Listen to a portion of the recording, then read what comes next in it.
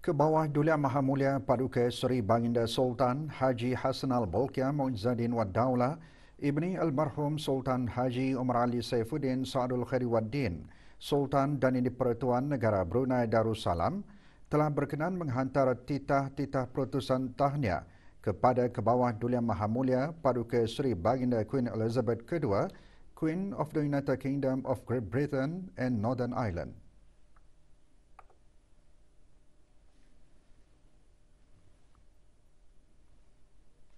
Dan Tuan Yang Terutama The Right Honourable Boris Johnson MP, Perdana Menteri United Kingdom serta ahli-ahli kerabat diraja, kerajaan dan rakyat United Kingdom bersempena dengan ulang tahun Hari Keputeraan ke bawah Duli Maha Mulia Paduka Seri Baginda Queen Elizabeth II yang ke-95.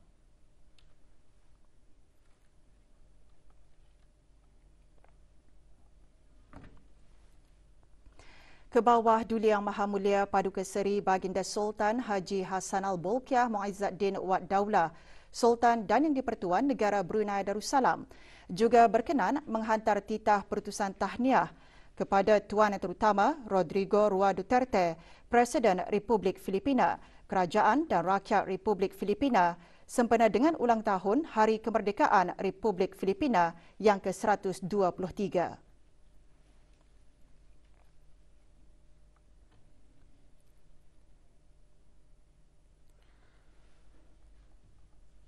Ke bawah Duli Maha Mulia Paduka Seri Baginda Sultan Haji Hassan Al-Bolkiah Muizzaddin Wad Daulah, Sultan dan Ini Pertuan Negara Brunei Darussalam juga berkenan menghantar titah-titah perutusan tahniah kepada Tuan Yang Terutama Vladimir Putin, Presiden Persekutuan Rusia.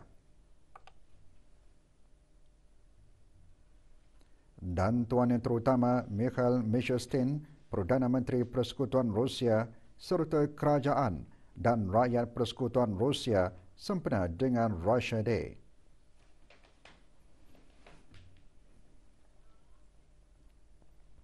Sektor pertanian antara penyumbang terpenting kepada ekonomi negara Brunei Darussalam. Butiran lanjut mengenainya menyusul seketika nanti.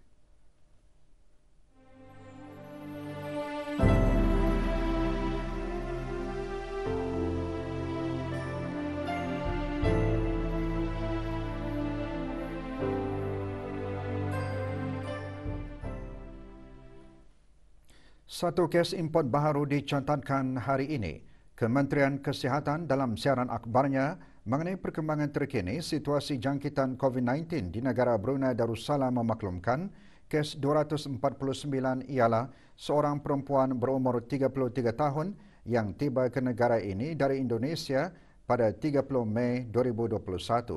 Beliau mengalami batuk selama sehari pada 11 Jun 2021. Penyiasatan dan pengesanan kontak mengesahkan tidak ada kontak terdekat bagi kes baru tersebut memandangkan di kuarantin sebaik saja tiba ke negara ini dan keseluruhan pengendalian perjalanan semasa ketibaan dan pengasingan diri mengikut prosedur operasi standard yang sedia ada. Kes sedang dirawat di Pusat Pengasingan Kebangsaan dalam keadaan baik. Sementara itu, jumlah keseluruhan kes di negara ini ialah 249 kes dengan kes yang sembuh 239. Kes terakhir jangkitan tempatan COVID-19 dilaporkan pada 6 Mei 2020, manakala jumlah kes import sejak kes jangkitan terakhir tempatan dilaporkan sebanyak 108 kes. 681 orang sedang menjalani pengasingan diri mandatori, 19,910 orang menamatkan pengasingan diri mandatori sejak Mac 2020. 314 ujian virus SARS-CoV-2 telah dilaksanakan menjadikan jumlah keseluruhan ujian makmal dijalankan sejak Januari 2020 kepada 134,327 ujian.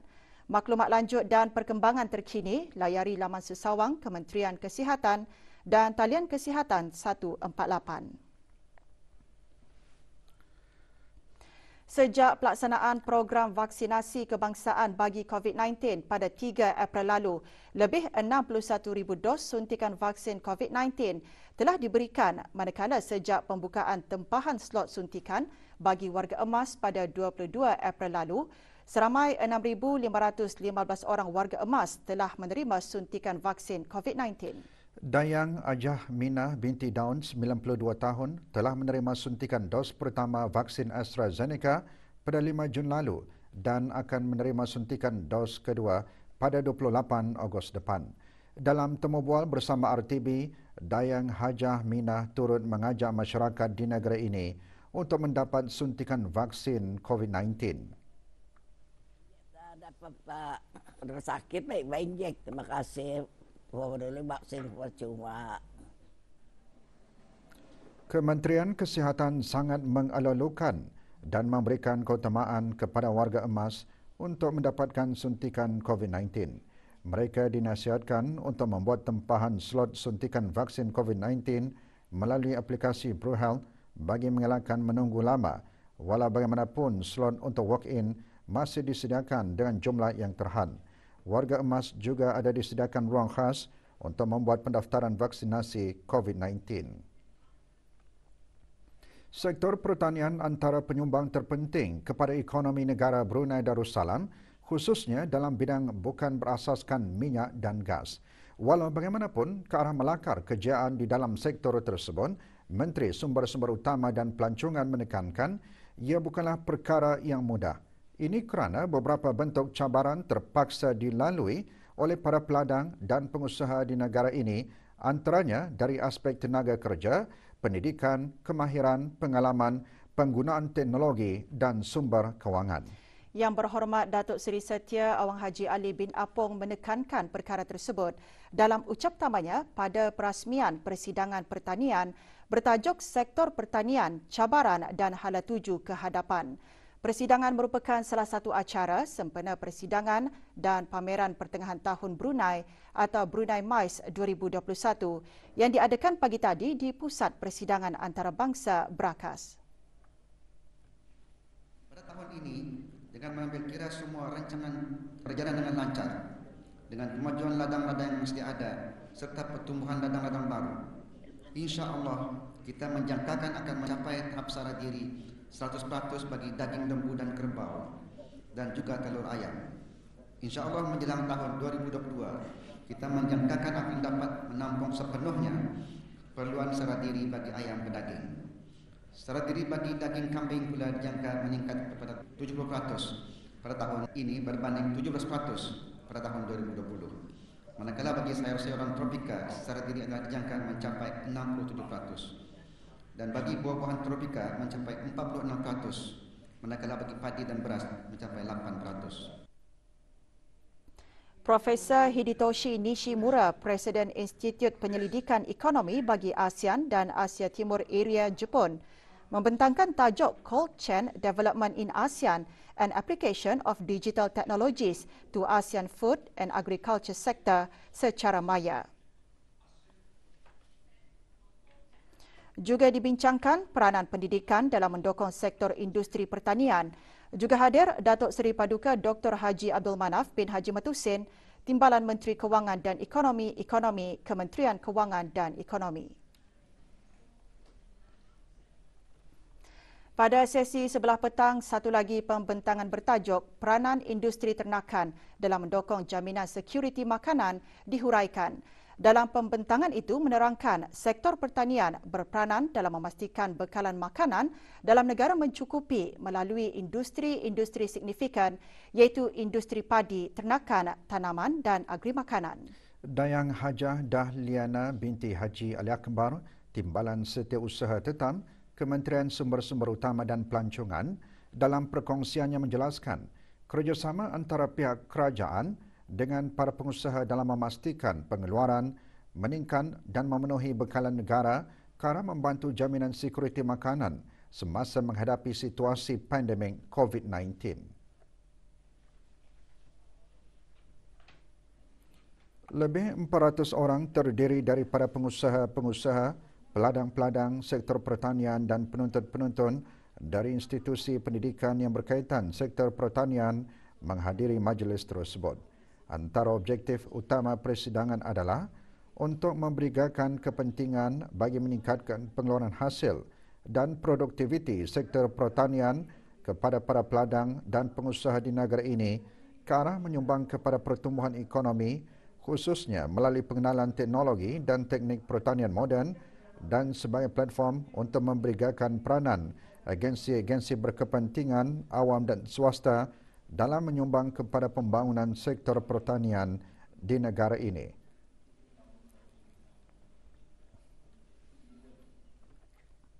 Kerajaan ke bawah Duli Yang Maha Mulia Paduka Seri Baginda Sultan dan Yang di-Pertuan Negara Brunei Darussalam hari ini memeterai perjanjian bersama beberapa kontraktor bagi 6 projek di bawah Jabatan Kerja Raya, Kementerian Pembangunan dan melantik sebuah konsultan bagi projek jabatan berkenaan. Penandatanganan kontrak disaksikan oleh Yang Berhormat Datuk Seri Setia Jurutera Awang Haji Suhaimi bin Haji Ghaffar, Menteri Pembangunan. Majlis berlangsung pagi tadi di Ibu Pejabat Jabatan Kerja Raya, Brakas. Penandatanganan kontrak adalah projek pembinaan semula Sekolah Menengah Sultan Hassan Bangar Temburong. Projek membekal dan menghantar 35,000 ton metrik aluminium sulfat ke loji-loji rawatan air. Projek meningkatkan taraf loji rawatan air bagi pembinaan loji rawatan air Bukit Barun peringkat 8. Projek penambahbaikan sistem bekalan air tangki simpanan Mukim Labu, Lakion, daerah Temburong. Projek penambahbaikan sistem bekalan air tangki simpanan Kampung Batang Duri, daerah Temburong serta projek kontrak penggal bagi kerja-kerja pemeliharaan sistem klorin peralatan dan personal protective equipment loji rawatan air daerah Brunei dan Muara, Tutong dan Temburong 2021 hingga 2023. Sementara itu, perunding Prema Reka dilantik sebagai konsultan bagi projek kerja-kerja tanah dan infrastruktur Universiti Islam Sultan Sharif Ali, UNISA.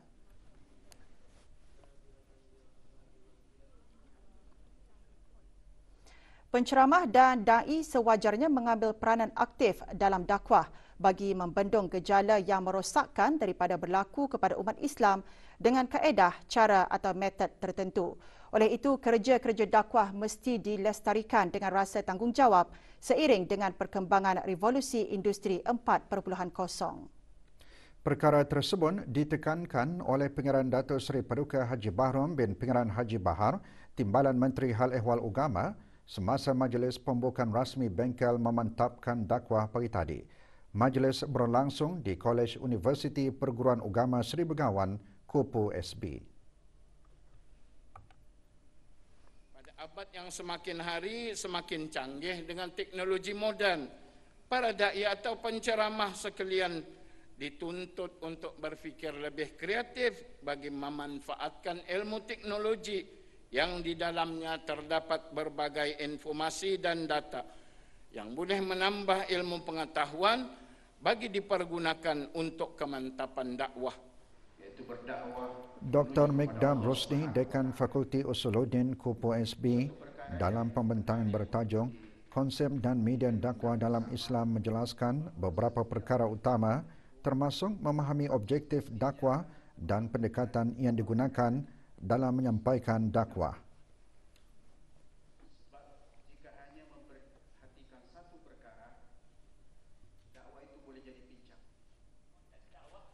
Sementara pembentangan bertajuk Psikologi Dakwah, Aspek Komunikasi Berkesan Menurut Al-Quran disampaikan oleh Profesor Madya Dr. Muhammad Zahiri bin Awang Man, Tenaga Akademik Fakulti Pendidikan Kupu SB. Pembentangan antara lain menyentuh mengenai penyampaian dakwah yang tertumpu kepada mendekatkan persaudaraan, bertakwa kepada Allah dan kefahaman ilmu agama. Bengkel 5 hari merupakan anjuran bersama Kupu SB melalui Fakulti Usuluddin dan Pusat Dakwah Islamiyah Kementerian Hal Ehwal Agama. Maktab Sains Paduka Seri Begawan Sultan menerima sumbangan 202 buah buku dari Kedutaan Republik Rakyat China di negara Brunei Darussalam. Penyerahan sumbangan dirakan pagi tadi di perpustakaan maktab berkenaan. Puan Yang Terutama Yu Hong, Duta Besar Istimewa dan Mutlak Republik Rakyat China ke negara ini, menyerahkan buku-buku tersebut kepada Deng Haja Susilawati binti Datuk Perukah Haji Muhammad, Pengetua Maktab berkenaan. Buku-buku tersebut meliputi pelbagai aspek pembangunan China seperti ekonomi, sains dan teknologi, kesusasteraan, seni dan pelancongan yang diharap membantu para guru dan pelajar mendapat pengetahuan yang lebih mendalam mengenai China.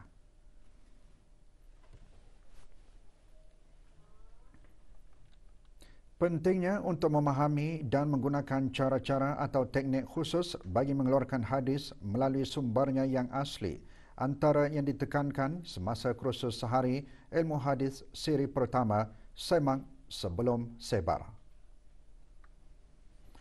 Kursus dihadiri oleh 35 peserta, terdiri daripada pegawai dan kaki tangan kerajaan, mewakili Kementerian Hal Ehwal Agama, Jabatan Mufti, Kementerian Pertahanan serta UNISA.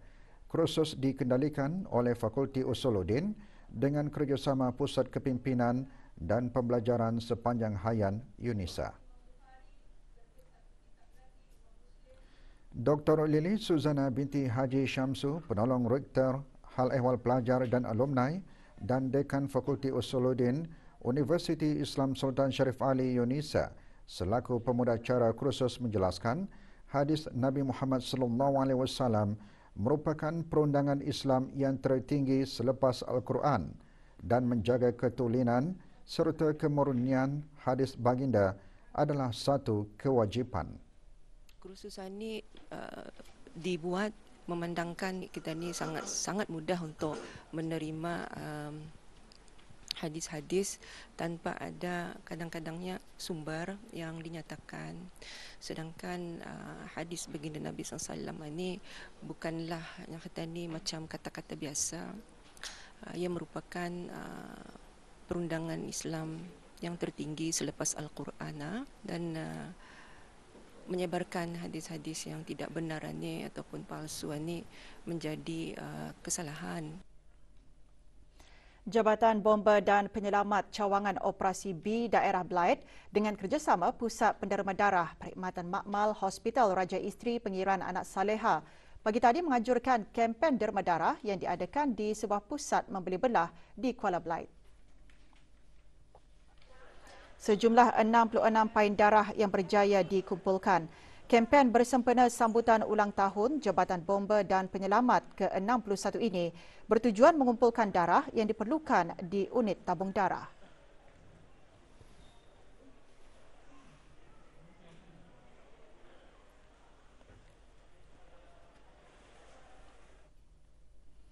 Institut Tahfiz Al-Quran Sultan Haji Hassanal Bolkiah membukakan tawaran pengambilan pelajar baharu peringkat menengah tahun 7 bagi sesi 1443 Hijrah 2022 Masihi bermula Isnin ini 14 Jun 2021.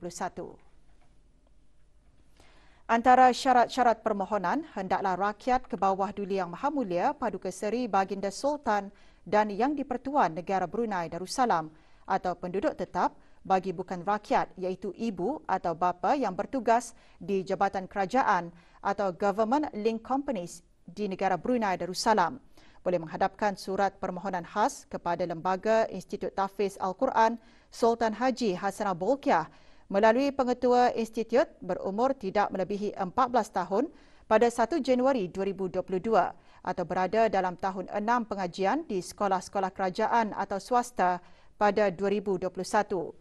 Lulus dengan memperoleh pangkat C dalam semua mata pelajaran bagi peperiksaan penilaian sekolah rendah PSR atau yang setaraf dengannya dan lulus temuduga hafazan Al-Quran yang dijalankan di Institut Tahfiz Al-Quran Sultan Haji Hassanal Bolkiah.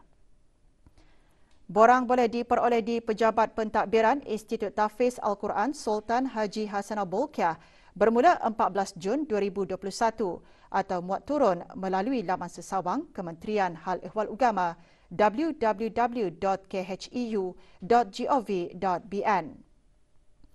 Borang yang lengkap diisi hendaklah dikembalikan ke Pejabat Institut Tahfiz Al-Quran Sultan Haji Hassanal Bolkiah bermula 2 Ogos dan tidak lewat 11 Ogos 2021 semasa waktu pejabat.